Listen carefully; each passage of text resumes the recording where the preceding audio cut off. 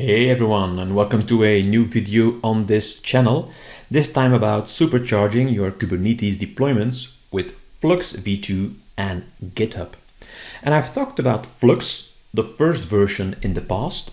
If you missed that, do click on the pop-up banner you'll see on the screen right now to see what that's all about. Now, if you did follow those videos or you have worked with Flux in the past, you know, of course, that Flux is all about GitOps and that it follows GitOps principles.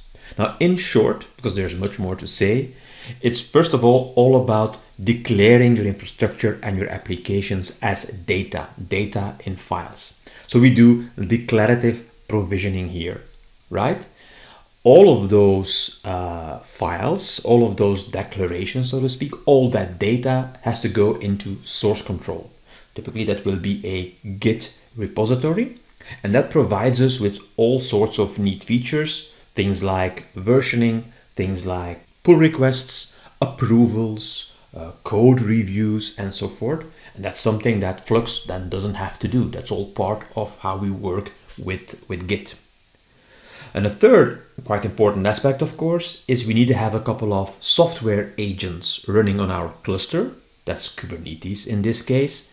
That does reconciliation for us. Now, what is reconciliation? Pretty simple concept. It looks at what you declared, the state you want to achieve in your declarative source files, and it compares that with the state of your cluster at present, right? And when there's any divergence between the two, it will correct for that. And of course, Flux v1, but also Flux v2, what we're talking about here today, is an example of an agent or a collection of agents that do that work for you. Now, before we look at Flux v2 in more detail, it's interesting to know that Weaveworks, the company behind Flux and Flux v2, is now working with something that they call the GitOps Toolkit. And the GitOps Toolkit is basically a set of controllers, components, etc. that you can actually use to build your own deployment system. And Flux v2 is composed of the components in this toolkit. But basically they are separate things, right? Now, what is the GitOps Toolkit? As I said, it's a set of controllers and APIs that allow you to do your deployments on a Kubernetes cluster. And the first controller is a source controller.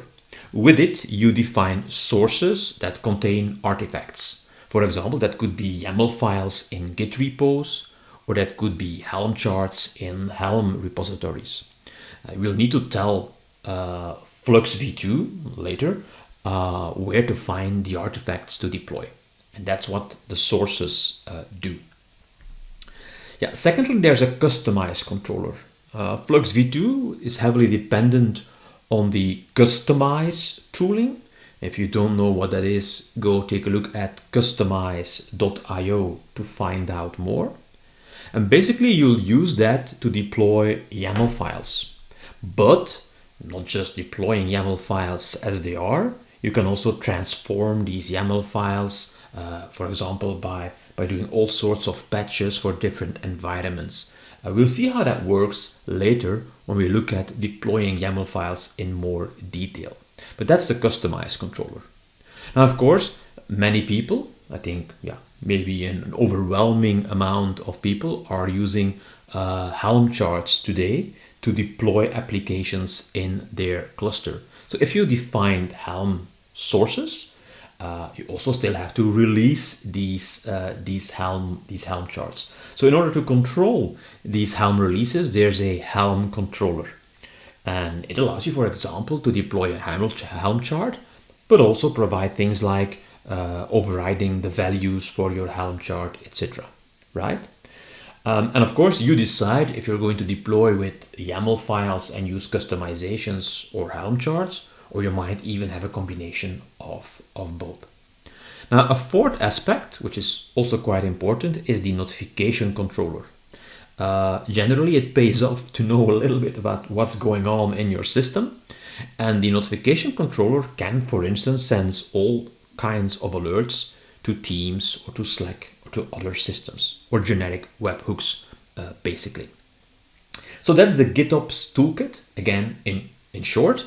If you Google the GitOps Toolkit, you'll find more information about what's behind these 4 different controllers, what the custom resource definitions are that the controllers act upon, and so forth. Now, if you know this, then you also know that how Flux v2 basically works, because Flux v2 uses the components from the GitOps Toolkit. So you'll see, if you see diagrams about Flux v2, you'll see this source controller, the Helm controller, the kustomize controller. You see all these controllers coming back, and you'll use them to do your deployments with Flux v2. Now, of course, we want to make this practical and see how we can work with this on our clusters. Now, in order to understand what you have to do, let's take a look at the basic steps before I show you more details. First step is typically going to be to install the CLI. Flux v1 had a CLI called Flux Control or Flux Cuddle or Flux CTL. The new Flux CLI is just called Flux. And I'll show you how to install that. Of course, it's quite easy to do. That's not the hard part. The second thing you'll have to do, of course, is to bootstrap your cluster. If you want to run software agents on your Kubernetes cluster, you have to find a way to install these software agents on your cluster. Bootstrapping is doing that for you. And Flux v2 is following an interesting approach where you directly can do that from a Git repository.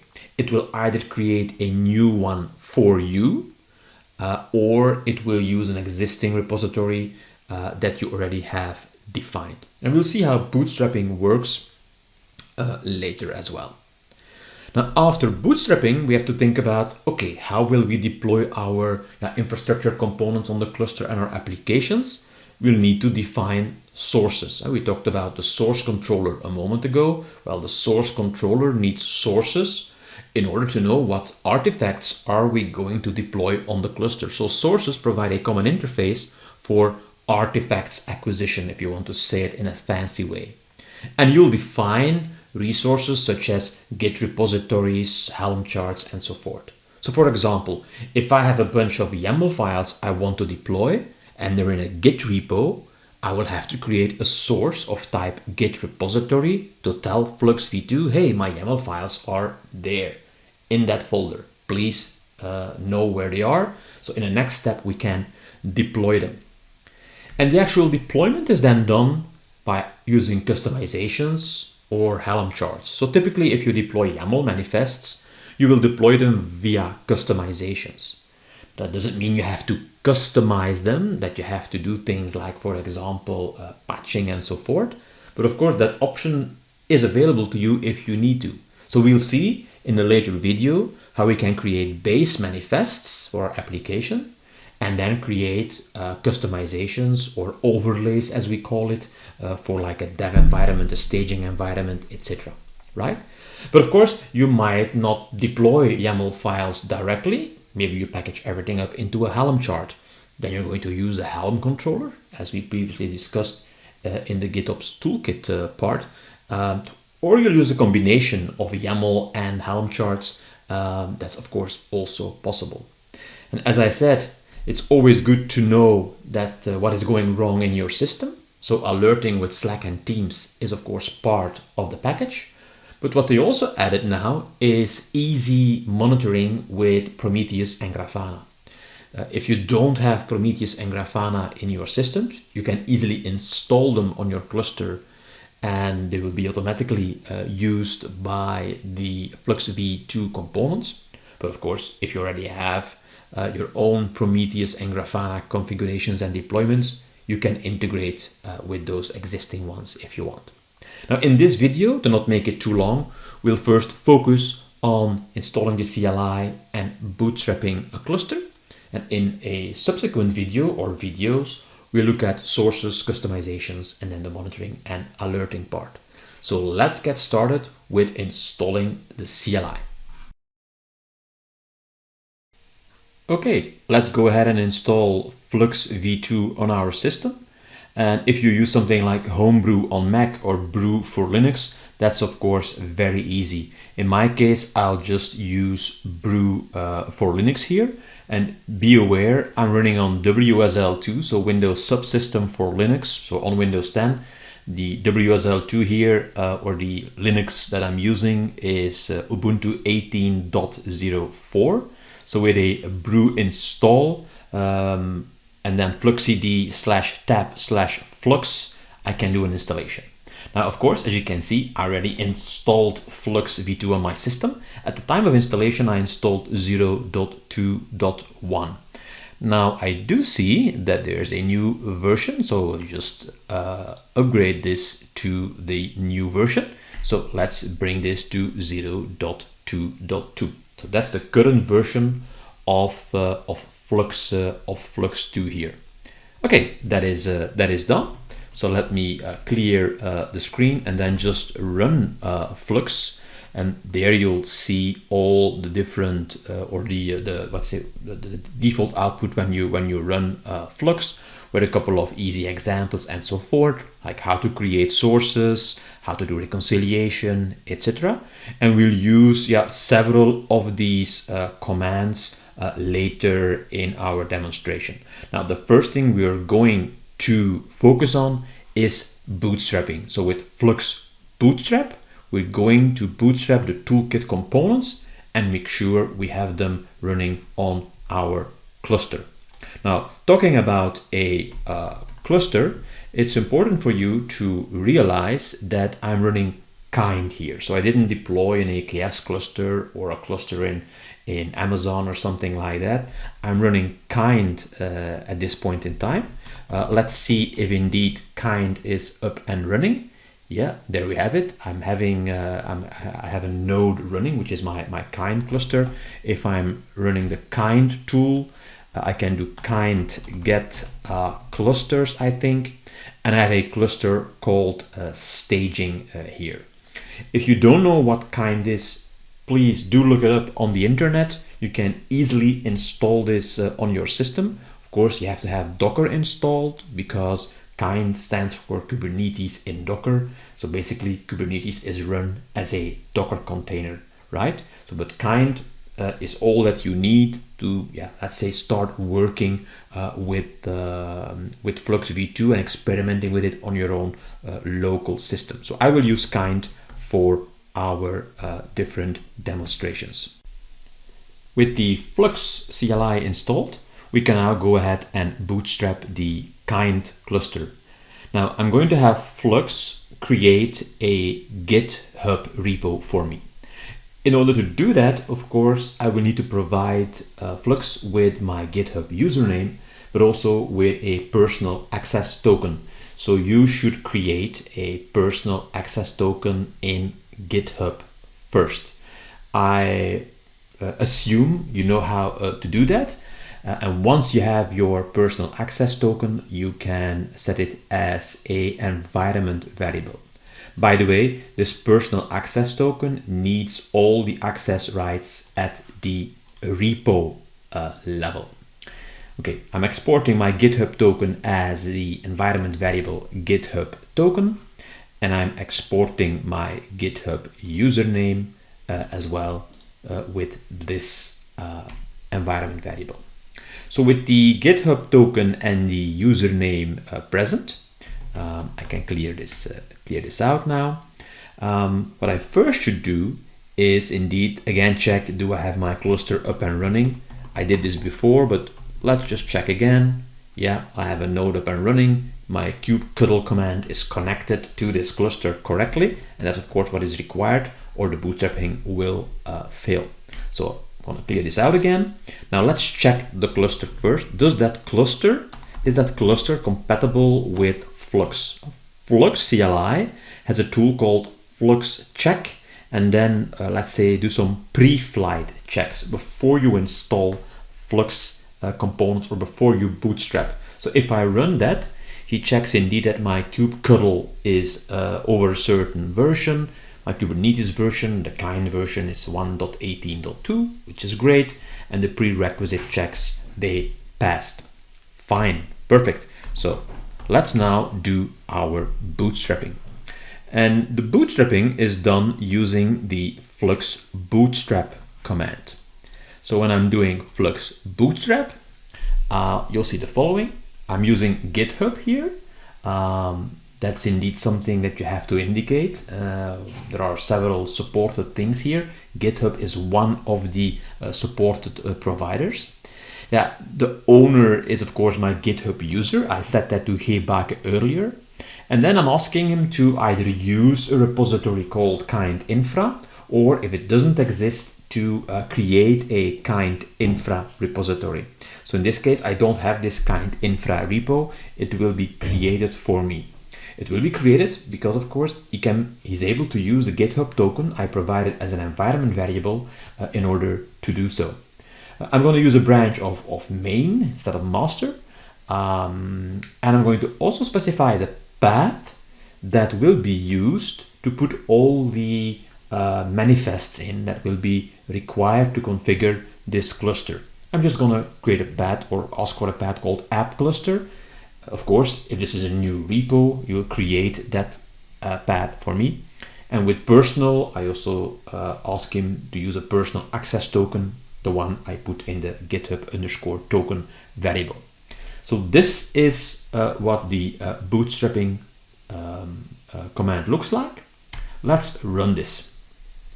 So you'll connect to GitHub, create my repo, clone it, and now it's generating manifests within that repo, and now starts the installation on my cluster. That will take a while, so we'll wait for the deployment to finish.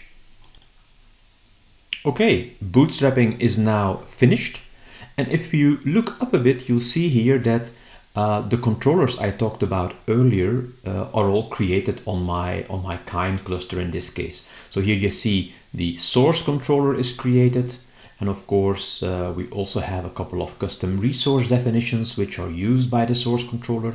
Then we have our kustomize controller, which is using these custom resource definitions. We have our Helm controller, and we have the notification controller created. Yeah. So that's great. We have all of these things up and running in the cluster. Then of course a couple of other things have to happen. For example, deploy keys have to be created and also set at my GitHub repo level in order for Flux to successfully authenticate and authorize to that Git repo. So this is basically bootstrapping. Now let's take a look at what my GitHub repo looks like. So here we are in my GitHub repo. So I asked for a repo called kind infra to be created, as you can see here, and Flux created a private repository for me. I also asked Flux in the bootstrap command to create a folder or use a folder called app cluster, and that was created for me. Yeah, we also put the minimalistic readme MD in it. But if I go into app cluster, you'll see that in app cluster, there are all kinds of manifests in a folder called Flux system, because it's the only folder, of course, we are directly in that folder. And these are all the components that actually were deployed to the cluster. So all the controllers, etc., they are defined in there. So if we click on that, for example, we'll see that indeed all kinds of things were created here, network policies, etc. A lot of stuff is in this. This is quite a large manifest, and this is basically all the GitOps Toolkits components that were deployed. Yeah, important to note as well, if you are an existing Flux user, you typically set a deploy key on repositories and so forth in order to have Flux communicate successfully with your repo.